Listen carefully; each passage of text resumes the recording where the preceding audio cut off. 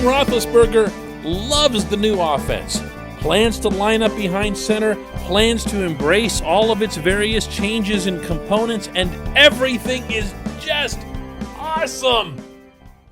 Good morning to you. Good Wednesday morning.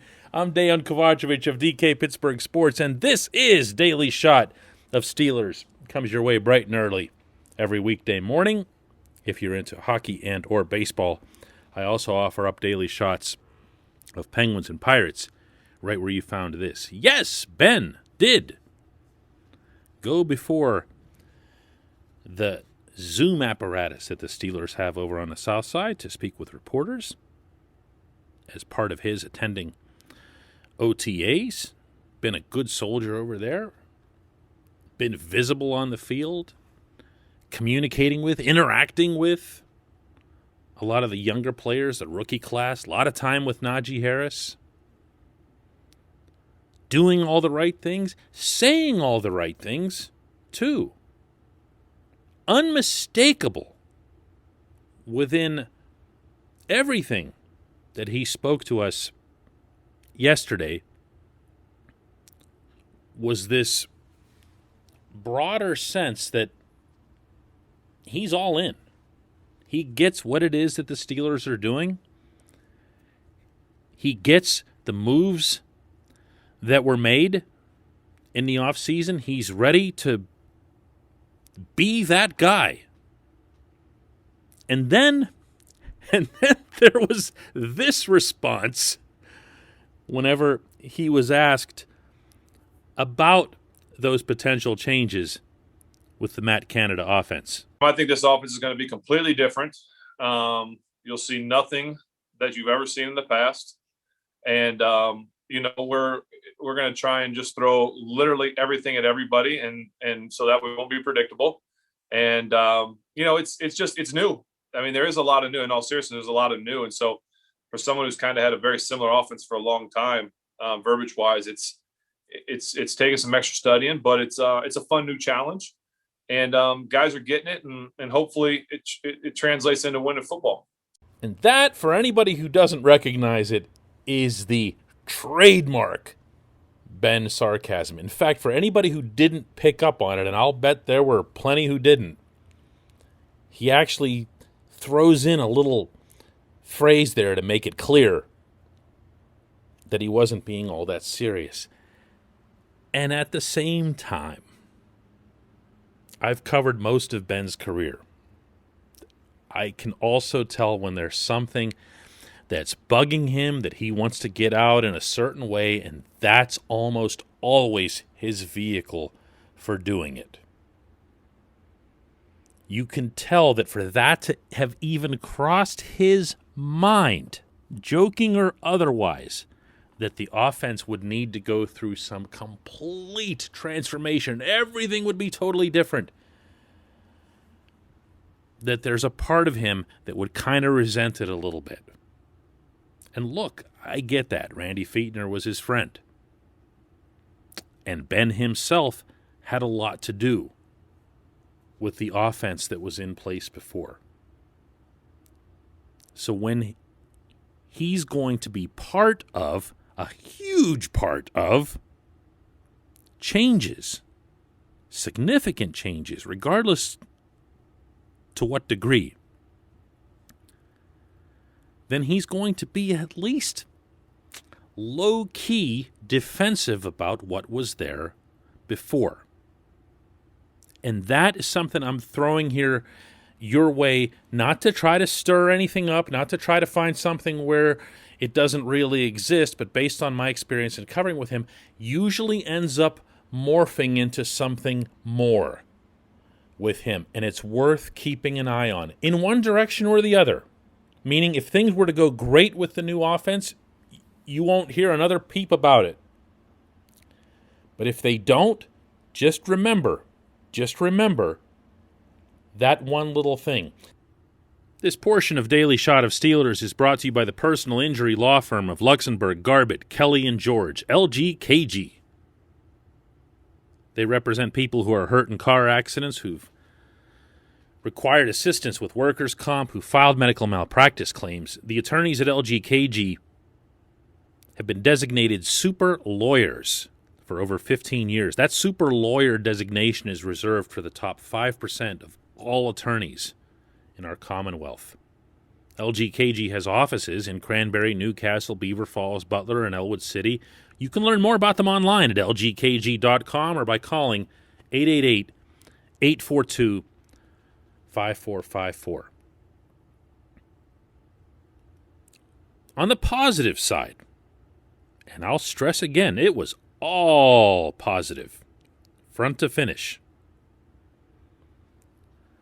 Ben definitely did sound like he was all in, like he was aware not just of the potential pluses of the Canada offense, but also of some of the shortcomings of his own game.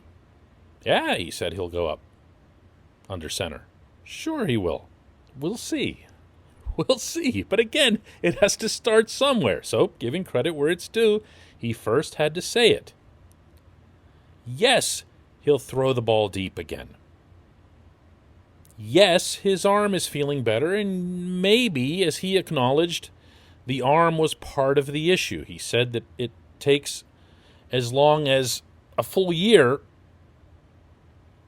to fully realize the impact of a surgery like the one he had,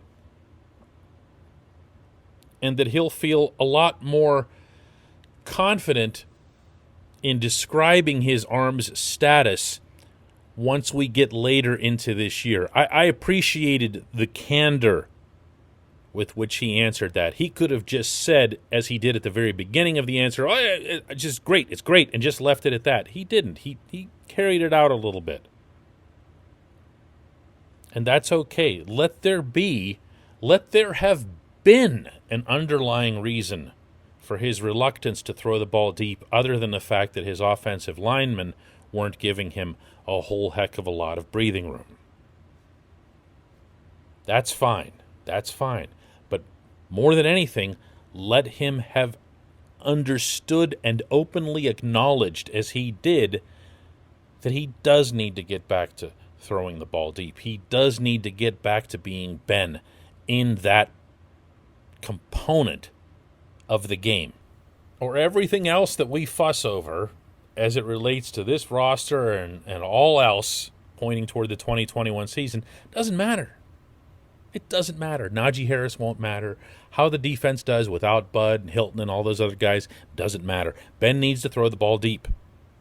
Ben needs to be able to stretch the field again. Ben needs to be able to back off a bigger portion of the other team's front seven once John Harbaugh sent the cavalry up to the line and every other team after that copied it. He's no dummy. He knows all this. He saw all this. Heck, he lived it. But there's still a difference between that and admitting it, because that has to happen before you can address it. So the reason that I isolate on the one little thing that I picked up on that I wasn't wild about is because that was the only thing. Ben's content will always be parsed more than that of anyone else in Pittsburgh when it comes to professional athletes for as long as he's playing. That's just how it is. He doesn't speak as often. His games don't happen as often. And he does throw signals.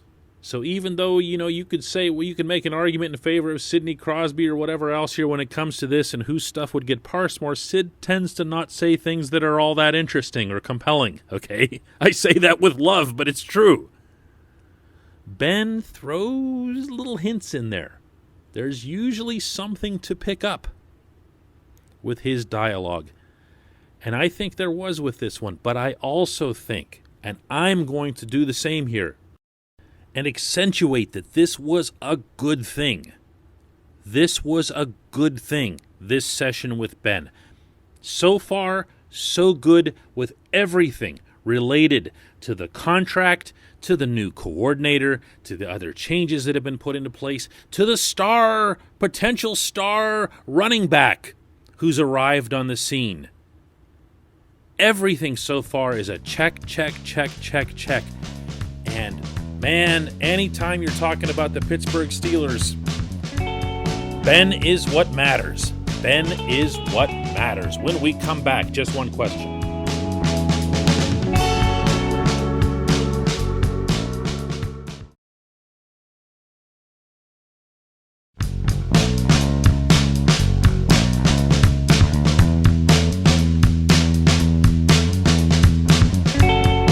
Welcome back. It's time for just one question, and that comes today from Rachel, who asks, do the Steelers or any professional Pittsburgh team employ therapists or mental health professionals for their players? If so, would you ever try or consider doing a spotlight on any of them for an article? Mental health in sports seems to be such a stigmatized concept that I think it would be really helpful to players and fans to highlight how teams are supporting their players. It's a terrific question, Rachel. It's also a really timely one, and I'm going to guess that the reason that you're asking is the controversy that kicked up involving Naomi Osaka, the star tennis player who declined to do mass interview settings at the French Open and was thus fined and eventually pulled out.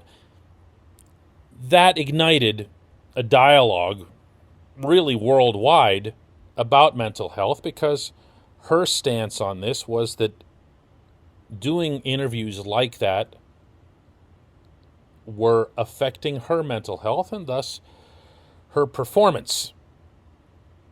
So she declined, and then everybody everywhere started talking about it.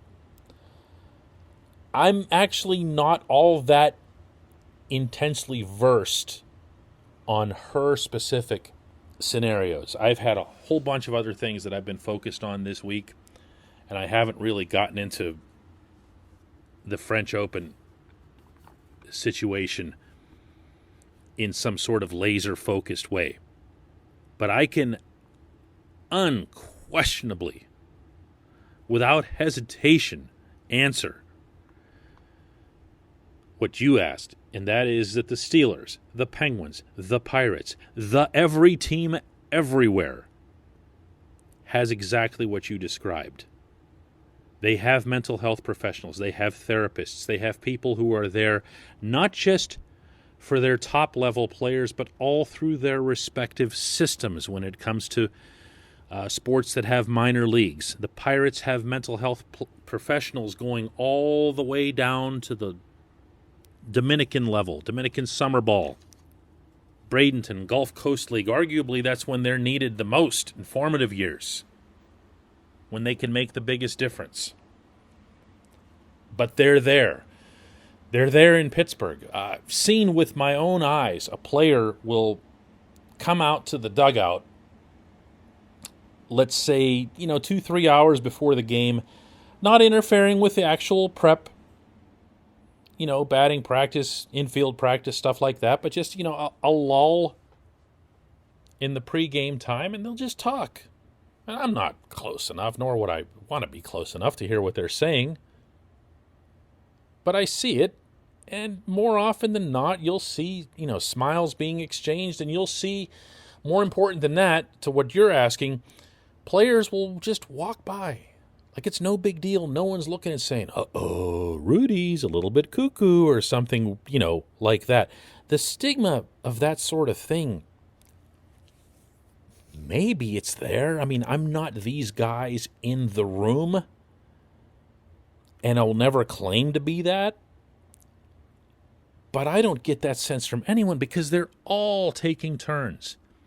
And it's not just the players who are slumping or struggling. That's another thing that gets me about this subject when it comes up. I'll hear from a fan who will say, and usually an older fan, I say that respectfully because, times have changed. They'll say, hey, this guy's really struggling right now. They ought to do what the Braves did for Steve Avery in 1991 and get him a sports psychologist, as if a sports psychologist is some thing that, you have to get on the phone and hire. Oh my, we have a pitcher who can't throw strikes. Does anyone have the number of a sports psychologist? Every team has these now. It's just part of the operation. It has been written about, Rachel, to get to your other part of your question. It's something that we've talked about doing internally, and that was even before this French Open thing, in part because of getting questions like yours. We're like, is this really going on? Is this really a stigma? It's become something that's way, way, way, way, way, way universal. Not common, not seen here or there. It is way, way, way universal. There are no teams that are an exception to this right now. That also applies to Olympic athletes because they're individual sports governing bodies within the USOC make sure that all athletes are equipped with these types of coaches, not just personal coaches, but also mental coaches. And it's also, and I feel like this is important to stress too, it's not always negative. In fact, from what I understand, more often than not, these sessions are positive. If a player is just crushing the ball in baseball, and they're seeing the ball as if it is a grapefruit, that mental health specialist is going to want to bring that out. That's actually part of what they do. Josh Bell told me about this. That's why this comes to mind. Formerly with the Pirates, of course. When he had his 37 home run season for the Pirates and had that one huge month of May. And he told me that was something that he talked about a lot. I didn't ask about it. He brought it up. And it was just a thing because they wanted to bring out what's good. What are you feeling that's good? What's happening that's good? That's also part of this. So that's the shortest answer I can give you on that, because this could be a much longer discussion, and I'm sure you're right that this is something that we could write about at DK Pittsburgh Sports, and maybe I'll run this past Tom Reed. This sounds like it'll be right up his alley. I appreciate the question. I appreciate everybody listening to Daily Shot of Steelers, and we will do another one tomorrow.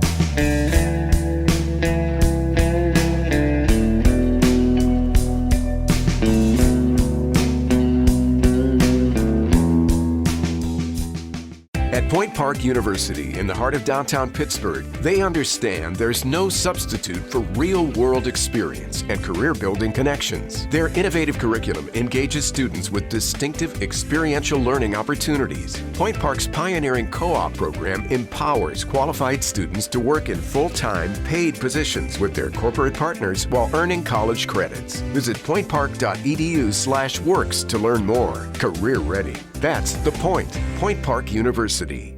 Your front door, your car, your gym locker, your gun. Safety is a habit. Learn more about how to keep guns safe and secure. Visit projectchildsafe.org.